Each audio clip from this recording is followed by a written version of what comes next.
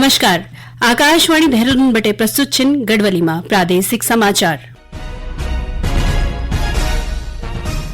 पहली मुख्य समाचार। 18वां G20 शिखर सम्मेलन नई दिल्ली का भारत मंडपम में संपन्न।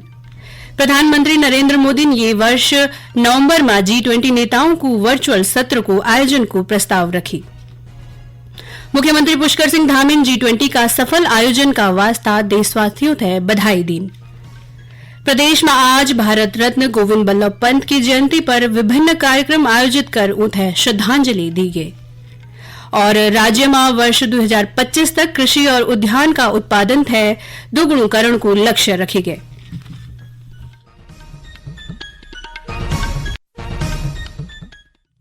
समाचारों को दगड़ी मी आशना कंडियाल लेगी। अब समाचार विस्तार से। 18वां G20 शिखर सम्मेलन नई दिल्ली में भारत मंडपम में सफलतापूर्वक संपन्न हुए। भारतन ब्राजील थे G20 की अध्यक्षता सौंप दीन। समापन समारोह में प्रधानमंत्री नरेंद्र मोदी ब्राजील का राष्ट्रपति लुइस इनासियो लूला डिसुल्वा थे औपचारिक रूप से G20 की अध्यक्षता को प्रतीक हथौड़ा सौंपिन। श्री नरेंद्र मोदी ने भरोसा जताई कि ब्राजील की अध्यक्षता में G20 साझा लक्ष्यों थे हासिल करण में समर्थ होलू। प्रधानमंत्री ने सम्मेलन संपन्न होने की घोषणा करी। मैं G20 समिट के समापन की घोषणा करता हूं। One earth, one family, one future का रोड मैप सुखद हो। स्वस्ति अस्तु विश्वस्य, यानी संपूर्ण विश्व में आशा और शांति का संचार हो। 140 करोड़ भारतीयों की इसी मंगल कामना के साथ आप सभी का बहुत बहुत धन्यवाद। श्री मोदी ने सम्मेलन में तय किया गया मुद्दों की समीक्षा का वास्ता नवंबर का आखिरी माह समूह को वर्चुअल सत्र आयोजित करने को प्रस्ताव भी रखी।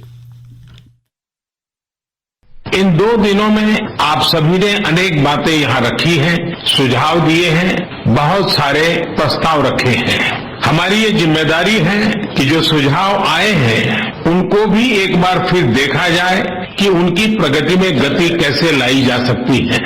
मेरा प्रस्ताव है कि हम नवंबर के अंत में G20 का एक वर्चुअल सेशन और रखें। इस समिट के दौरान तय विषयों की समीक्षा कर सकते हैं। मैं उम्मीद करता हूं कि आप सब इससे जुड़ेंगे। यहाँ से पहले प्रधानमंत्री नरेंद्र मोदी दिल्ली में एक भविष्य विषय पर G20 शिखर सम्मेलन का दूसरा और अंतिम दिन तीसरा सत्र की अध्यक्षता करी। भारत की G20 की अध्यक्षता का वास्ता मुख्य समन्वयक हर्षवर्धन श्रृंगला बोली कि शिखर सम्मेलन का दौरान G20 में अफ्रीकी संघ को शामिल होने और नई दिल्ली घोषणा की स्वीकृति भारत का वास्ता एक बड़ी उपलब्धि है। मुख्यमंत्री पुष्कर सिंह धामी G20 का सफल आयोजन का वास्ता सभी देशवासियों थे बधाई दीन। एक ट्वीट संदेश में उन बोली कि शिखर सम्मेलन में सारी दुनिया ने प्रधानमंत्री नरेंद्र मोदी और भारत की वैश्विक नेतृत्व की क्षमता देखी। उन बोली कि नई दिल्ली घोषणा सभी सदस्य देशों की सहमति एक बड़ी और ऐतिहासिक उपलब्धि है। श्री धामी ने ट्वीट करते हुए लिखी कि आर्थिक विकास का भारतीय एजेंडा पर सदस्यों द्वारा मुहर प्रधानमंत्री का मजबूत नेतृत्व का कारण ही संभव हो सकती है। पिछले 24 घंटों में कई स्थानों में बरखा होने पर लगी है। यहाँ का चलदा मैदानी इलाकों में कखी जल भराव, जबकि पर्वतीय अंचलों में भूस्खलन का कारण यातायात प्रभावित है। बागेश्वर बटी हमारा प्रतिनिधि ने बताया कि जिला का कई हिस्सों में अधिक बरखा होने से लुखोत है परेशानी को सामना करना है। बागेश्वर जिले में बीते शनिवार की रात से अनवरत बारिश हो रही है। कई घरों और रास्तों में जलभराव हो गया है। 5 सड़कों पर भारी मात्रा में मलबा और बोल्डर गिर गए हैं, जिससे लगभग 11,000 से अधिक जनसंख्या प्रभावित हो गई है। लगातार हो रही बारिश से धान की फसल खेतों में भीज गई है। वर्षा के कारण किसान सबसे अधिक परेशान है। वहीं नगर से सटे मंडलसेरा में लोगों के घरों और दुकानों में भी पानी भर गया है। वहीं जिला प्रशासन बंद सड़कों को खोलने के प्रयास में जुटा पड़ा है। वहीं चंपावत जिला में 2 दिनों बटी लगातार बरखा होने का कारण सामान्य जीवन प्रभावित हुए। लगातार बरखा का कारण जख नदी नाला उफान पर छन, वही राष्ट्रीय राजमार्ग 9 स्वाला और अमोड़ी में भारी भूस्खलन से यातायात का वास्ता अवरुद्ध। भारी वर्षा से पशुपालकों थे पशुओं का वास्ता चारा की समस्या होने पर लगी। प्रदेश में डेंगू का मामला लगातार बढ़ पर लग्या छन। अब तक राज्य में 1106 लोगों में डेंगू की पुष्टि हुई है, जेमा 640 मरीज देहरादून बटे छन। देहरादून का रायपुर में सबसे बड़ी डेंगू का मरीज मामला दर्ज हुए। देहरादून का मुख्य चिकित्सा अधिकारी, स्वास्थ्य विभाग और नगर निगम का अधिकारियों थे डेंगू पर नियंत्रण का वास्ता युद्ध स्तर पर प्रभावी कार्यवाही करने का निर्देश दें। भारत और दुनिया का हैका हिस्सों में G6 वायरलेस प्रौद्योगिकी थे सहयोग का अवसरों को पता लगाने का वास्ता Bharat 6G alliance for telecommunication industry solution ATIS की पहल नेक्स्ट जी अलायंस का बीच एक समझौता ज्ञापन पर हस्ताक्षर करें। ये समझौता बड़ी 6G परिकल्पना थे समर्थन देण तथा सुरक्षित और विश्वसनीय दूरसंचार उपलब्ध कराण का वास्ता अनुसंधान और विकास प्राथमिकताओं थे एक दगड़ी लाण में मदद मिलली। कृषि मंत्री गणेश जोशी आज देहरादून में भारत रत्न पंडित गोविंद बल्लभ पंत का जन्म दिवस समारोह कार्यक्रम में भाग ले। उन बोले कि पंडित जी एक महान स्वतंत्रता संग्राम सेनानी, देशभक्त, समाजसेवी और कुशल प्रशासक छा। उन देश थे नई दिशा देने का वास्ता ही कुली बेगार प्रथा और जमींदारी उन्मूलन का वास्ता निर्णायक संघर्ष कर समाज में व्याप्त बुराइयों थे दूर करण में अहम भूमिका निभे। श्री गणेश जोशी बोली कि हिंदी थे राजभाषा का रूप में प्रतिष्ठित करण और उत्तर प्रदेश का प्रथम मुख्यमंत्री और देश का गृह मंत्री राणा वे आधुनिक भारत का निर्माण में भी पंडित गोविंद बल्लभ पंत की महत्वपूर्ण भूमिका रहे।